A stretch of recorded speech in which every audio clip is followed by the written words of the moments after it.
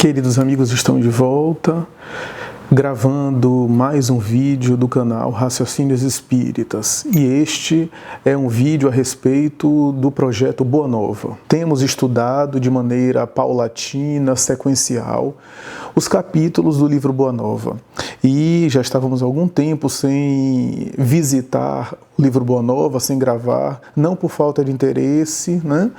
O livro Boa Nova permanece como sendo um dos trabalhos mais atraentes, uma das atividades mais empolgantes do canal Raciocínios Espíritas, não apenas de nossa parte que eu falo, mas também dos outros amigos e companheiros que têm estudado e têm feito a sua colaboração e têm também gravado vídeos sobre o assunto, conforme está aí veiculado na rede mundial de computadores. Mas em função de que cada capítulo de Boa Nova exige uma elaboração, um estudo, né, uma conexão, uma articulação com outras obras, né, especialmente as traduções do Novo Testamento, né, porque Humberto de Campos, quando escreve essas histórias que ele coletou do mundo espiritual acerca da passagem de Jesus pela Terra, ele nos está convidando a fazer uma espécie de diálogo com aquilo que o Evangelho anotou a respeito dessa passagem. Porque, em verdade, ele sempre parte de algum episódio específico que os evangelhos registraram para falar sobre detalhes, né, e trazer algumas informações que não estão no Novo Testamento, que não se encontram nas Escrituras Sagradas, né, na tradição do texto oficial.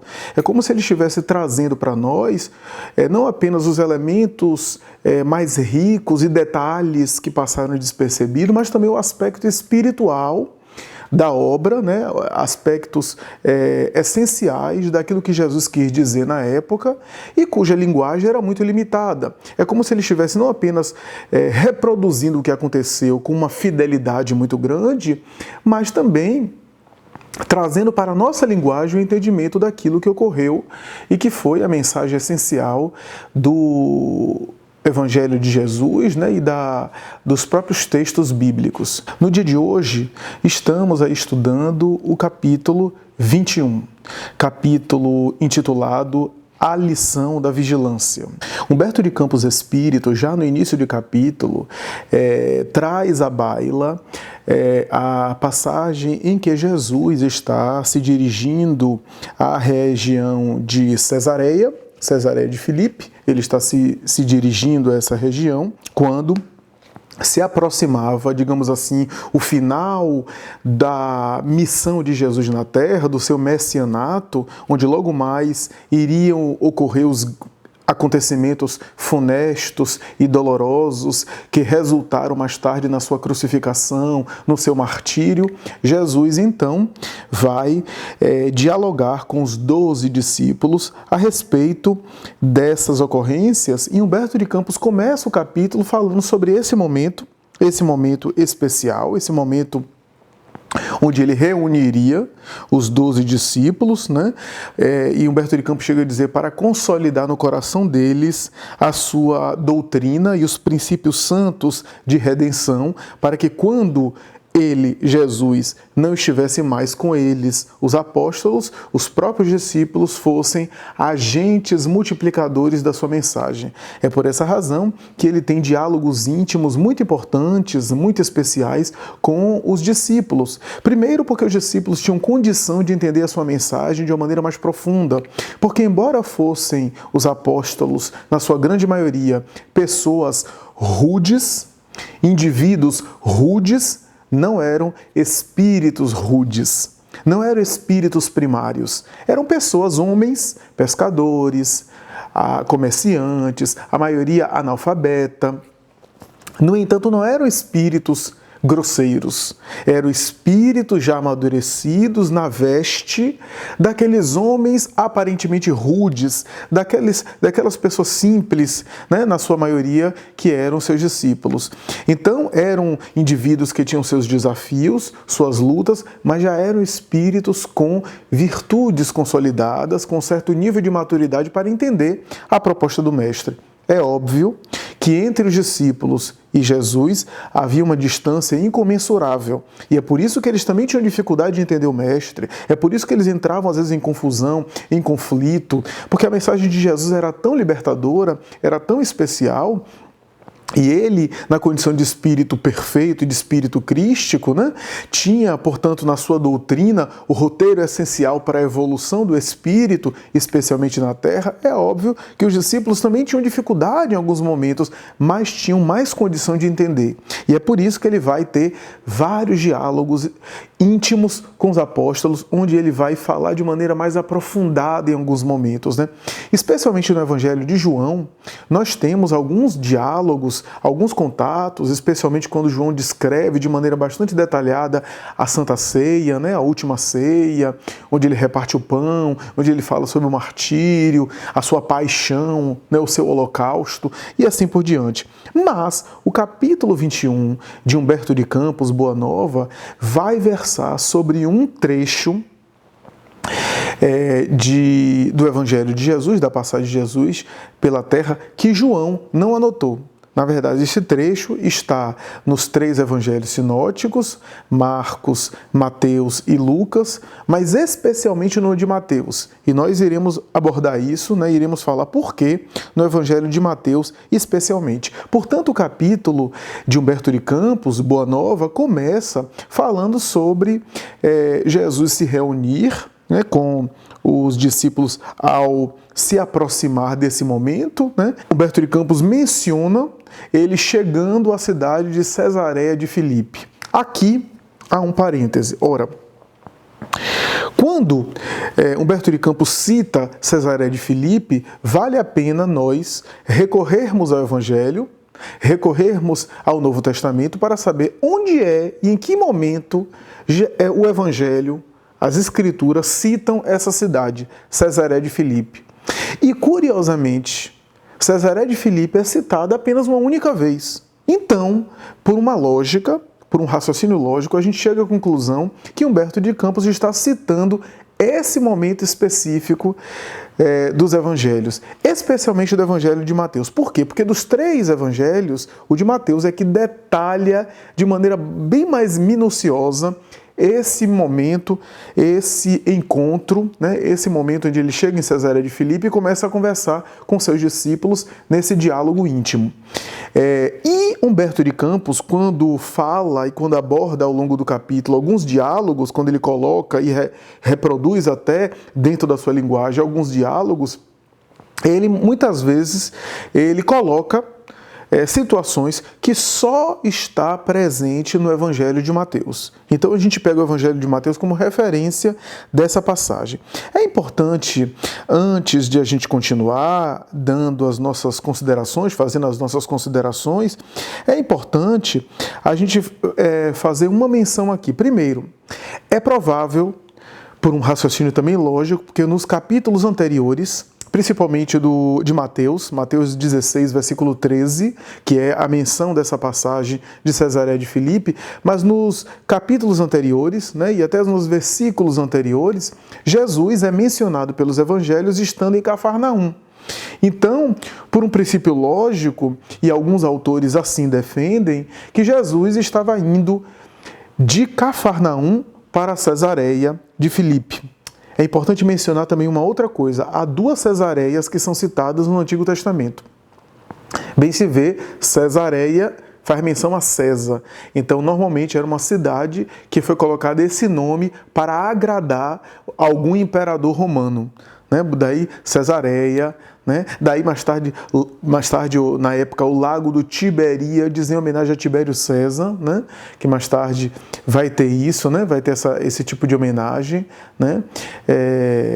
E assim por diante. Então, a Cesareia Marítima, que é uma região muito mais famosa, né? Uma espécie de região portuária, onde havia encontros, né? Até porque era um local de muita navegação, de embarque e desembarque, digamos assim, né?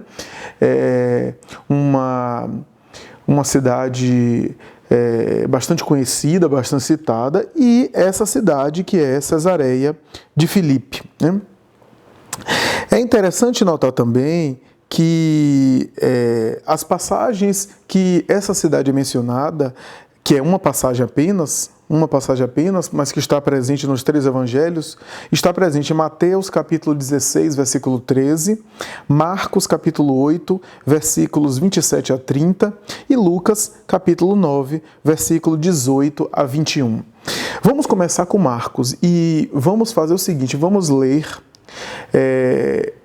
o texto do Evangelho nos 3 evangelistas, deixando Mateus por último, porque Mateus é o mais importante aqui para a nossa discussão. Então, Marcos capítulo 8, versículo 27 a 30. O Evangelho, a Bíblia de Jerusalém, tem um título, a partir dessa passagem, chamada Profissão de Fé de Pedro. E aí a passagem começa. Jesus partiu com seus discípulos para os povoados de Cesareia de Filipe e, no caminho, perguntou a seus discípulos: quem dizem os homens que eu sou? Responderam-lhe: João Batista, outros Elias, outros ainda um dos profetas. E vós, perguntou ele, quem dizeis que eu sou? Pedro respondeu: tu és o Cristo. Então, proibiu-os severamente de falar a alguém a seu respeito. Esse é o trecho de Marcos. Vamos agora ao trecho de Lucas. Lucas capítulo 9, versículos 18 a 21. A Bíblia de Jerusalém coloca profissão de fé de Pedro, ou seja, repetiu, né? Aí tem. Certo dia ele orava em particular, cercado dos discípulos, aos quais perguntou: quem sou eu? No dizer das multidões. Eles responderam: João Batista, outros Elias, outros, porém, um dos antigos profetas que ressuscitou. Ele replicou: e vós, quem dizeis que eu sou? Pedro então respondeu: o Cristo de Deus. Ele, porém, proibiu-lhes severamente de anunciar isso a alguém. Veja que é a mesma passagem que cita Cesareia de Filipe, mas no Evangelho de Lucas, dos 3, é o único evangelho que não cita a cidade. Quer dizer, estou tirando de João, porque João não cita essa passagem, esse diálogo. Mas essa passagem que aparece em Mateus, em Lucas e Marcos, Lucas não cita o nome da cidade. Diz que Jesus orava, em particular, cercado dos discípulos, e em determinado momento fez a pergunta, né, quem dizem os homens que eu sou? Cada um respondeu, e depois ele falou, e Pedro respondeu aquilo, né? Em Mateus, capítulo 16, versículo 13, a Bíblia de Jerusalém coloca o seguinte, aqui Mateus é o mais importante. Aí a Bíblia de Jerusalém coloca o seguinte: profissão de fé e primado de Pedro. Chegando Jesus ao território de Cesareia de Filipe, perguntou aos discípulos: quem dizem os homens ser o Filho do Homem? Disseram: uns afirmam que é João Batista, outros que é Elias, outros ainda que é Jeremias, ou um dos profetas. Então lhes perguntou: e vós, quem dizeis que eu sou? Simão Pedro, respondendo, disse: tu és o Cristo, o Filho do Deus vivo. Jesus respondeu-lhe: bem-aventurado és tu, Simão, filho de Jonas, porque não foi carne ou sangue que te revelaram isso, e sim o meu Pai que está nos céus. Também eu te digo que tu és Pedro, e sobre esta pedra edificarei minha igreja, e as portas do inferno nunca prevalecerão contra ela. Eu te darei as chaves do reino dos céus, e o que ligares na terra será ligado nos céus, e o que desligares na terra será desligado nos céus. Em seguida, proibiu severamente aos discípulos de falarem a alguém que ele era o Cristo. Bem se vê, fica óbvio, né, fica claro quando eu leio essa mensagem, que o Evangelho de Mateus traz muito mais detalhes e muito mais considerações sobre essa passagem. É interessante a gente começar falando sobre um pouco a cidade de Cesareia de Filipe. Cesareia de Filipe, ela é uma cidade que não é muito conhecida, né? E na época também não era tão famosa assim, né? É uma cidade que ficava mais ou menos no sopé sudoeste do Monte Hermon, né, próximo ao Rio Jordão, né, inclusive faz parte das regiões banhadas pelo Rio Jordão, principalmente com nascente no Rio Jordão. Né. Na verdade, no ano 20 a.C., Herodes o Grande, que é quem governava Israel em nome de César, fez uma espécie de templo branco de mármore, um templo bonito, né, todo feito de mármore, para homenagear César Augusto. Né? Ele fez isso no sopé, portanto, do Monte Hermon, que fica a sudoeste do Monte Hermon. Ele fez um templo, né? E, ao mesmo tempo, a partir dali, ele homenageou César Augusto. Então ficou essa tradição. Mais tarde, com Herodes o Grande morrendo, né, porque ele morre mais tarde, o seu patrimônio e o seu reinado é dividido e desmembrado para os seus 3 filhos. Na verdade, é um quarto, mas esse quarto, na verdade, foi deserdado historicamente. Me parece que ele saiu do testamento por uma razão aí de hostilidade e relação inamistosa com o pai. Me parece que é isso, né? Mas o mais importante é o seguinte: dos 3 filhos dele, a Palestina toda foi dividida para esses 3 filhos. Né? Roma, inclusive, autorizou que depois da morte de Herodes o Grande, porque na verdade Herodes o Grande era um rei de Israel, mas em nome de Roma. Era um servidor, era quase um vassalo de Roma. Né? Governava Israel em nome de César, portanto devia a César, né, e a Roma. Então, quando morreu, os herdeiros, os 3 irmãos, assumiram, né, e dividiram, seguindo e obedecendo o testamento de Herodes, mas que foi autorizado por Roma. Por que Roma autorizou e concordou? Porque, em verdade, Roma gostava disso, dessas disputas, porque enquanto houvesse disputas, o povo não unido, né, e os próprios líderes não unidos, não haveria insurreição, insubordinação ao Império Romano e aquilo que o Império Romano estabelecia como lei e como ordem. Né? Então ele gostava, o Império Romano gostava disso, até porque os irmãos próprios usufruindo patrimônio, eles próprios, por interesse, iriam fiscalizar um ao outro, né? E isso era bom para Roma, o interesse de Roma. Por exemplo, os tributos, né, que Roma cobrava e assim por diante. Então, ficaram aí os 3 filhos, né? Herodes Filipe II, Herodes Antipas, talvez o mais conhecido, né?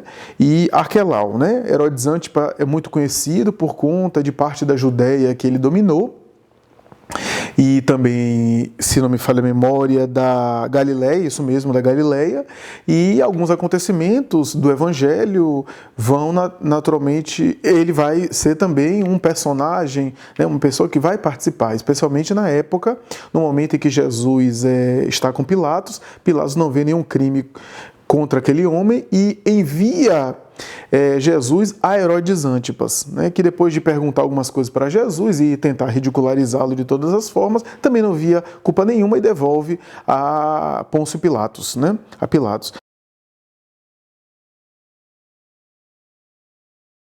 Arquelau me parece que é o filho mais velho, então herdaria uma propriedade, uma soma, uma parcela maior ou mais importante, né, o que ele conhecesse. Em verdade, Arquelau se tornaria etnarca da Judéia. O que é que isso quer dizer? É uma espécie de governador, né, de mandatário, mas da metade, etnarca da metade. Então ele ficaria com metade da Judéia, né? E a outra metade seria dividida entre 2 irmãos. Daí, como dividindo a metade da Judéia em 2 pedaços, para os 2 irmãos, ficaria, na verdade, 1/4 da Judéia para cada um desses 2 irmãos. Arquelau ficou com 2/4, portanto, um meio, né? Meio, metade.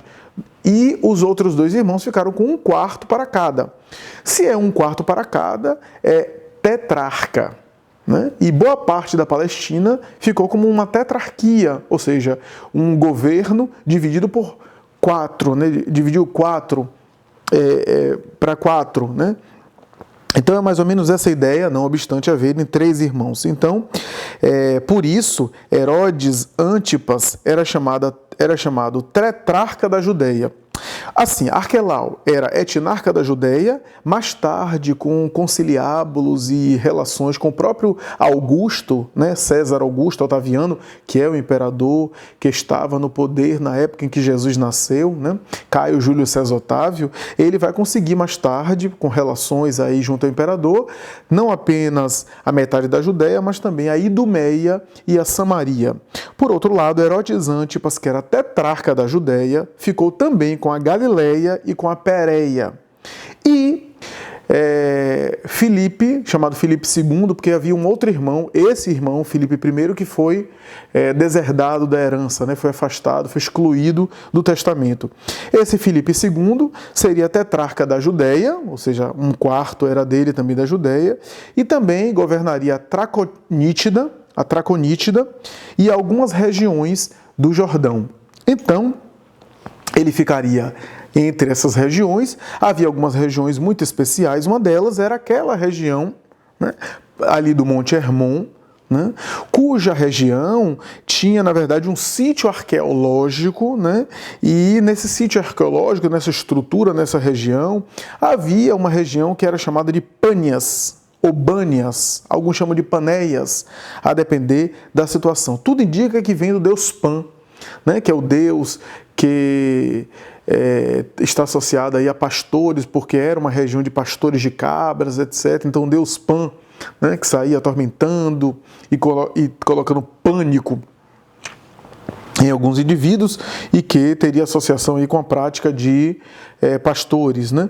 É interessante notar porque essa região de Pânias ou Bânias fica mais ou menos a 150 quilômetros de norte de Jerusalém e 60 quilômetros ao sudoeste de Damasco, da cidade de Damasco.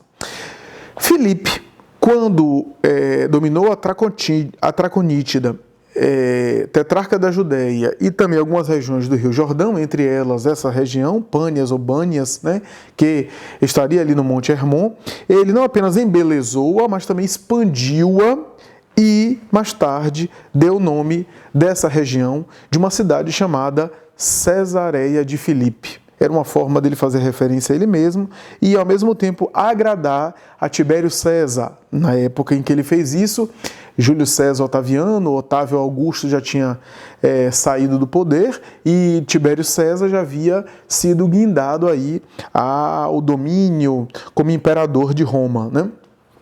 Então ele fez uma espécie de agrado a Tibério César, né? É interessante notar que Cesareia de Filipe, essa região, tudo indica, conforme o próprio espírito Amélia Rodrigues, em Primícias do Reino, que é a cidade natal onde a hemorroíça, a famosa mulher hemorroíça, cujo fluxo sanguíneo não parava, né? Possivelmente, segundo algumas tradições, deveria ser uma problemática ginecológica, de hemorragia, e ela tocou na veste de Jesus e ficou boa. Tudo indica que ela era natural, né, nascida na cidade de Cesareia de Filipe, nessa região. Bom, voltando agora à consideração da fala de Jesus, é interessante uma coisa. Quando a gente pega o Evangelho de Marcos, e quando Jesus pergunta, né, e vós, que pensais que eu sou? E aí todo mundo fica naquela expectativa, e aí Pedro diz, tu és o Cristo. Essa frase em Marcos é tu és o Cristo. Em Lucas é tu és o Cristo de Deus. E em Mateus é tu és o Cristo, Filho do Deus vivo. Aqui é interessante, né? Primeiro, Christos, Cristo é uma expressão grega, né? Para Messias. Então é interessante que Lucas chama tu és o Cristo de Deus. Escreve dessa forma, tu és o Cristo de Deus. Em Marcos, nós temos a referência, tu és o Cristo. O Evangelho de Marcos é sempre muito sucinto, né, muito breve. E é interessante pensar o seguinte, o Evangelho de Marcos são relatos de Pedro. A gente pode até dizer que o Evangelho de Marcos, no fundo, é o Evangelho de Pedro, porque Pedro possivelmente não era alfabetizado, não tinha domínio da escrita, deve ter pedido a Marcos para escrever as suas narrativas, né, possivelmente para o Império Romano, né, porque tem uma configuração mais atraente à cultura romana para se interessar por Jesus, os milagres, os fenômenos. E é interessante porque o Evangelho de Marcos é muito sucinto, mas aqui estamos diante de uma experiência, de uma vivência que Pedro participou, e ele próprio foi sucinto ao narrar, possivelmente, né, foi sucinto ao narrar a Marcos, e diz: tu és o Cristo apenas. Mas Mateus,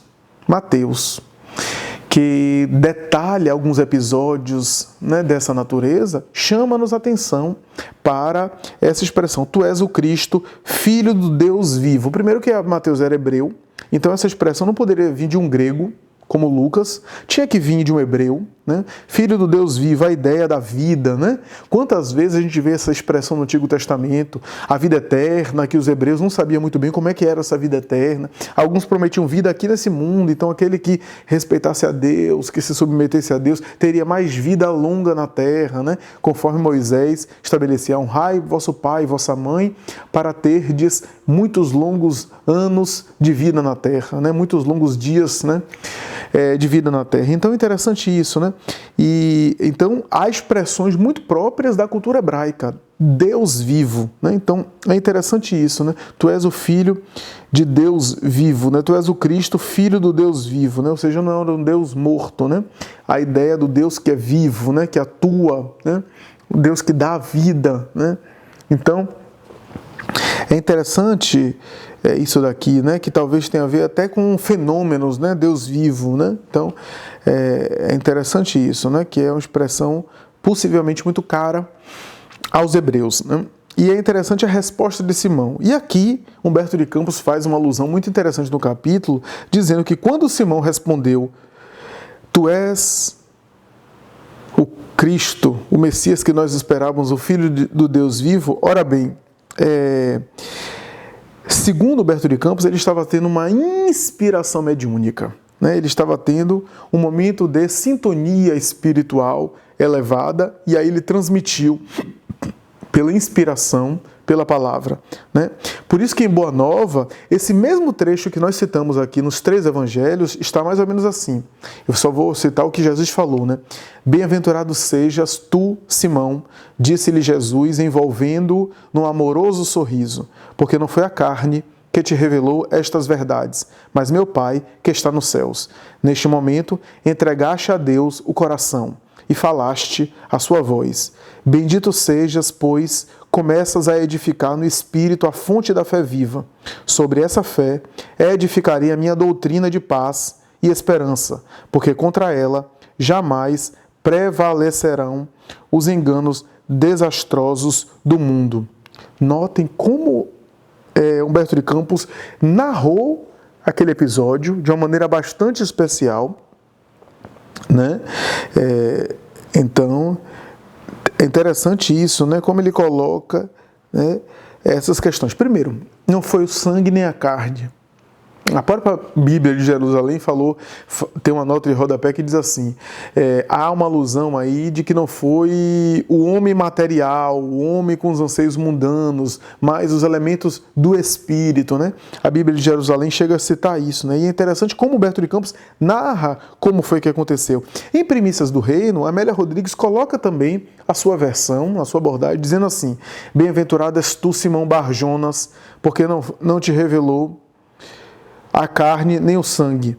Eu te digo, Pedro, sobre esta pedra, esta verdade que acabas de proclamar, eu erguerei a minha igreja, a igreja da verdade e revelação do mundo invisível, porque não foste tu a falar, mas o Pai que está nos céus. E as forças do mal não prevalecerão contra ela, porque é a igreja da informação da verdade. Aqui precisamos parar para fazer uma consideração.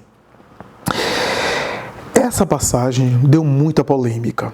E se Mateus é muito descritivo, muito detalhado, é curioso porque essa passagem sobre essa pedra eu erguerei minha igreja, eu te digo que tu és Pedro, bem-aventurado, e as forças do mal não prevalecerão, né? O que ligares em um, desligarás no céu, o que desligares na terra, desligarás também no céu, né? Dando a ideia de uma série de polêmicas, porque essa passagem, esses detalhes só existem em Mateus, né? Então é interessante isso, a gente pensar nas polêmicas que geraram por conta dessa passagem, né? Igreja, a expressão igreja significa eclésia, a expressão utilizada no Evangelho é eclésia, que não é apenas uma instituição religiosa, pode até ser, mas não é apenas uma instituição religiosa, mas é uma comunidade, né, um grupamento, uma assembleia de pessoas. Porque, por exemplo, na Grécia, há referências à eclésia, né, e os conflitos que existiam com as eclésias, ou a eclésia, né, que seria comunidades do mundo grego em Atenas, em Esparta. Né. Já no mundo hebraico, a palavra eclésia em grego fazia alusão à assembleia de pessoas, né, e não necessariamente uma igreja, uma instituição, né, específica, que coordenaria um movimento, que estaria responsável por pessoas. Né? Então, mais ou menos assim, eu não vou entrar no mérito, porque Haroldo Dutra Dias costuma dizer que Pedro, por ser um dos mais velhos do grupo, né, era realmente uma idade para a maioria um pouco mais avançada,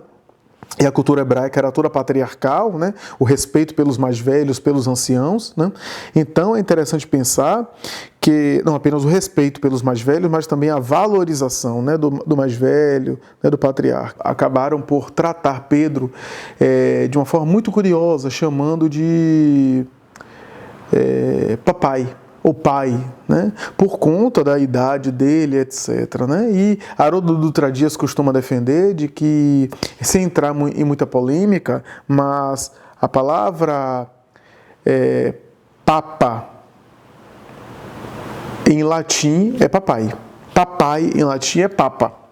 Né? E aí gerou uma série de problemas e de alterações no conceito do cristianismo. Né? Então, algumas pessoas chegam a supor, alguns autores sérios chegam a desconfiar de que essa passagem é uma adulteração, é uma interpolação. Né? E alguns chegam a teorizar o seguinte: interpolação e adulteração para dar hegemonia a Roma em detrimento de outras nações. Né? A ideia de que Pedro seria ali em Roma, né, floresceria a igreja cristã primitiva com Pedro. Né? A interpretação que houve dessa passagem, principalmente a partir de uma religião específica tradicional, que temos o maior respeito, estabeleceu a ideia de que aquela passagem faz alusão a Pedro como sendo o chefe da igreja, né? O chefe de uma igreja, uma chefe do movimento cristão, né? E que deveria ter, a partir dele, esse poder temporal a partir de Pedro, né, que ele representaria e que mais tarde seria transmitido a herdeiros, transmitido a outras pessoas que pudessem ocupar o cargo de Pedro. Né. Há também uma hipótese dos cristãos primitivos, após os apóstolos, começarem a brigar entre si e começarem a ter aquela disputa de que Pedro é maior que Paulo, Paulo é maior que Pedro, aquela coisa toda, né, que havia na época. Havia aqueles que simpatizavam com Paulo, aqueles que simpatizavam com Pedro, né? E então algumas pessoas acham que houve essa alteração no texto, né, no Evangelho de Mateus, justamente para servir a esses interesses, né, especialmente essa ideia de que a hegemonia de Roma ou a hegemonia de Pedro sobre Paulo.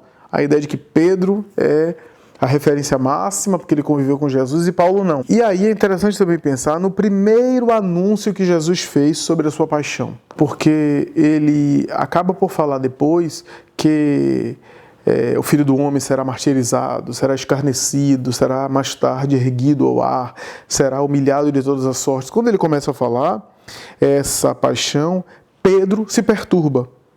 E diz o Evangelho que em determinado momento ele diz: não, Senhor, nós não vamos deixar, nós não deixaremos, nós não permitiremos isso. E aí Jesus vai dizer: afasta-te de mim, Satanás, e não tentes ao teu Senhor, porque tu estás sendo também pedra de tropeço para mim. E aí Humberto de Campos, mais uma vez no capítulo de Boa Nova, vai mencionar isso, né, com uma outra abordagem, inclusive falando que Jesus diz a Pedro que ele foi influenciado pela ação maléfica, que ele deixou-se sintonizar com o mal, e aí queria naturalmente proteger Jesus e entrou no processo de medo, que sintonizou com a entidade negativa, perturbadora, que diz: não, nós não deixaremos. A Bíblia de Jerusalém, algumas outras traduções, colocam assim, que Jesus continua dizendo: tu constituiu agora uma pedra de tropeço para mim. Né? Vejam o trocadilho e a alusão. Né? Sobre essa pedra erguerei minha igreja. Agora, pedra de tropeço, né? Que é a expressão que ele usa, escândalon, né? Que é traduzido do grego para o nosso idioma, escândalo. pedra de tropeço, Pedro é uma pedra, né? Vítimas influenciadas por uma força negativa, por uma força espiritual negativa. Porque isso pode acontecer, né? Quando ele estava no momento de inspiração, ele falou, né? Tu és o Cristo, Filho do Deus vivo, e depois não vamos deixar, etc. Tal. Quer dizer, é o médium.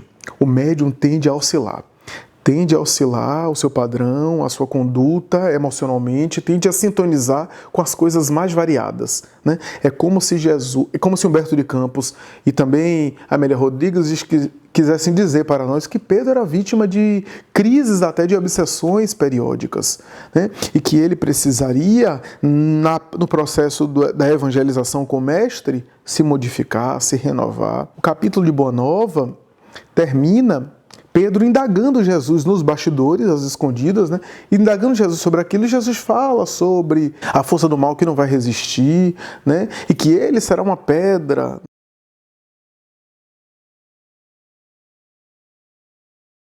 Então, uma das questões que nós julgamos de muita importância e que temos que considerar, né, à guisa de conclusão das considerações que a obra coloca, a obra Boa Nova de Humberto de Campos, é de que quando Humberto de Campos descreve o diálogo que Jesus tem, que ele está reproduzindo esse diálogo que é colocado no Novo Testamento, né, essas colocações que estão presentes no Novo Testamento, mas Humberto de Campos coloca de uma forma que, em verdade, primeiro, que não era necessariamente uma delegação de poderes temporais, né, de um chefe de uma igreja que representaria o Cristo, uma religião específica, né, e que ele teria a chave do reino dos céus, a porta, e toda aquela interpretação teológica tradicional sobre essa passagem.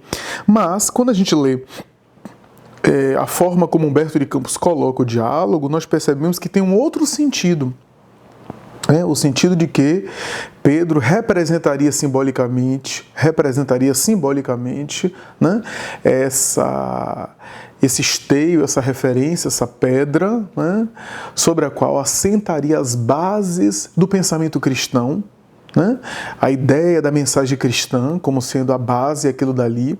E essa base estaria justamente em algo que foi negado, que foi refutado, que foi excluído, que foi reprimido ao longo da história, principalmente na religião tradicional, nas religiões ortodoxas tradicionais, que é justamente a revelação espiritual.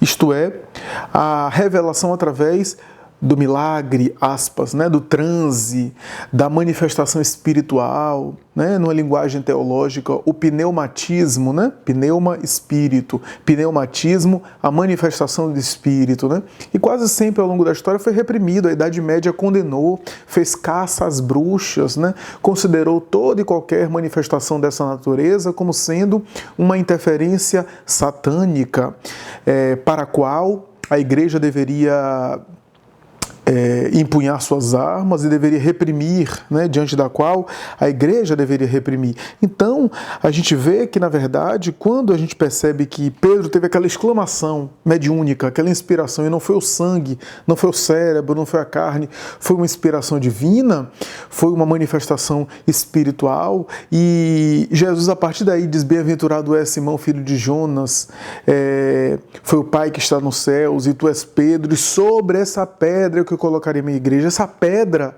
é justamente a revelação espiritual, que justamente foi a que foi mais reprimida, foi mais desconsiderada. A religião cristã acabou assumindo um caráter de pessoas que eram teólogas, que eram intérpretes da palavra divina, que eram representantes de Jesus na terra, né, e por isso teriam um determinado poder temporal, a ponto desse poder temporal, segundo alguns, herdeiro do próprio São Pedro, que permitiria a ele se aliar com a política humana, né, com a gestão e administração material do mundo, né, muito distante, reconheçamos, né, muito distante, precisamos admitir isso, da proposta de Jesus, muito distante daquela proposta do cristianismo primitivo, né? Então, É interessante isso, né?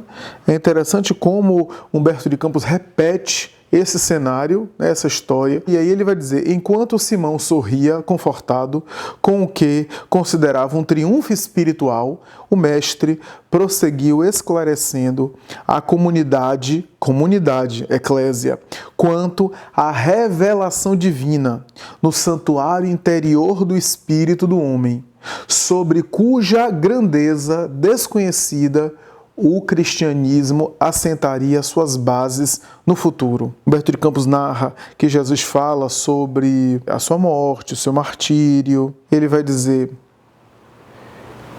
Pedro, retira essas palavras, exclamou Jesus com serenidade enérgica. Queres também tentar-me como os adversários do Evangelho?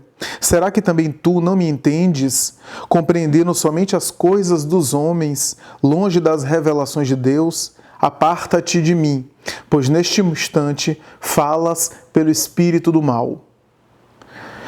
Quer dizer, a colocação de Jesus foi dura com ele, né? Fala pelo espírito de mal, né? Na mensagem do Evangelho está: afasta-te de mim, Satanás. Pedro chega a abordar o mestre quando diz assim: mestre, por que razão mandastes retirar as palavras em que vos demonstrei o meu zelo de discípulo sincero? Alguns minutos antes, não havias afirmado que eu trazia aos companheiros a inspiração de Deus? Por que motivo logo após me designava como intérprete dos inimigos da luz? Simão, respondeu Messias, ainda não aprendeste toda a extensão da necessidade da vigilância. Aí é o motivo pelo qual ele deu o nome desse capítulo, a lição da vigilância. A criatura na terra precisa aproveitar todas as oportunidades de iluminação interior em sua marcha para Deus. Vigia o teu espírito ao longo do caminho. Basta um pensamento de amor para que te eleves ao céu, mas na jornada do mundo também basta, às vezes, uma palavra fútil ou uma consideração menos digna para que a alma do homem seja conduzida ao estacionamento e ao desespero das trevas, por sua própria imprevidência. Nesse terreno, Pedro, o discípulo do Evangelho, terá sempre imenso trabalho a realizar, porque, pelo reino de Deus, é preciso resistir às tentações dos entes mais amados na terra, os quais, embora ocupando nosso coração, ainda não podem entender as conquistas santificadas do céu.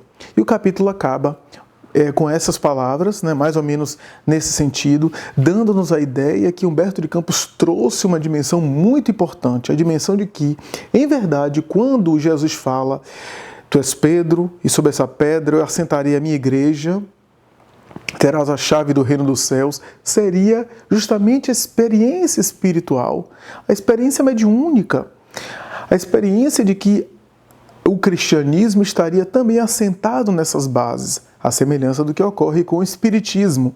Espiritismo sem contato mediúnico teria, de alguma forma, uma perda muito grande. É claro que a doutrina espírita tem a sua filosofia ética, já tem a sua estrutura, o fenômeno não é o mais importante. Mas imagine espiritismo sem espíritos, sem o contato em que os espíritos vêm nos renovar, trazer diretrizes, aquelas que já estão no Evangelho, mas com roupagens diferentes, ou então trazer novas informações que nós já podemos agora assimilar, porque com o tempo a humanidade avança, amadurece, né, e tem mais condição de entender uma parte da verdade. Uma vez que os próprios espíritos disseram a Allan Kardec que não podiam dizer tudo, porque tinha coisas que a gente não tinha ainda condição de entender. Então como é que a gente vai fazer agora um espiritismo sem espíritos? Né? Perderia a essência, o foco essencial, que é uma doutrina dos espíritos, né? Que por base nas informações espirituais, nós temos uma ética, uma moral, uma filosofia, isso sim que é o mais importante. Então é interessante pensar nessas considerações, né? E o que Jesus chegou a falar para Pedro, falando que a lição da vigilância é uma das mais importantes, porque essa oscilação que Pedro teve sintonizou com o psiquismo divino, com as fontes altas da espiritualidade, com as regiões imarcessíveis da sublimidade humana, da sublimação humana, e aí disse de maneira inspirada: tu és o Cristo, o Filho de Deus, aquele a que nós esperávamos, né? E Jesus diz: bem-aventurado é Simão. E aí atestou aquilo, falou. E aí, minutos depois, quando Jesus fala do martírio, da sua perturbação, Pedro vai se perturbar e vai dizer, não, a gente não pode deixar isso, nós não vamos deixar. É interessante, nós, no plural, né? E não eu, no singular. Nós não vamos deixar, parecendo que ele estava realmente acompanhado. E Jesus, então, repreende, ou seja, a lição da vigilância. Né? Quantos de nós somos assim? Estamos em um momento e falamos tanta coisa inspiradamente, que se a gente for tentar repetir a mesma coisa, não sai da mesma forma. E logo depois, nós, em casa, com os filhos, com o marido ou com a esposa, o diálogo é feito com um nível de sintonia bastante diferente, onde nós também somos inspirados, mas somos inspirados por outro teor, por outra força, e falamos tanta coisa que depois, se a gente quiser repetir, a gente nem consegue. Dizemos tanta coisa negativa, tanta coisa grave, são as inspirações que fazem a gente navegar em uma esfera para outra com muita facilidade, em sintonia. Então, meus amigos, para concluir, é interessante a gente pensar nesse capítulo como sendo esse convite que Jesus faz, né? Não apenas aos discípulos, mas a Pedro também. Né? Todos pensavam em Jesus como sendo um dos profetas que voltou. Né? O Evangelho de Lucas chega a dizer que ressuscitou, porque ressuscitou é sinônimo de reencarnou em alguns contextos bíblicos. Né? Se todo mundo acreditava que Jesus poderia ser Jeremias, Elias ou um dos profetas que voltou, era a ideia de que havia reencarnação, que eles acreditavam na reencarnação, que os próprios cristãos eram reencarnacionistas. Né? Mas como o mestre não era nenhum desses, o diálogo prosseguiu com tudo aquilo que nós vimos, nós pudemos analisar.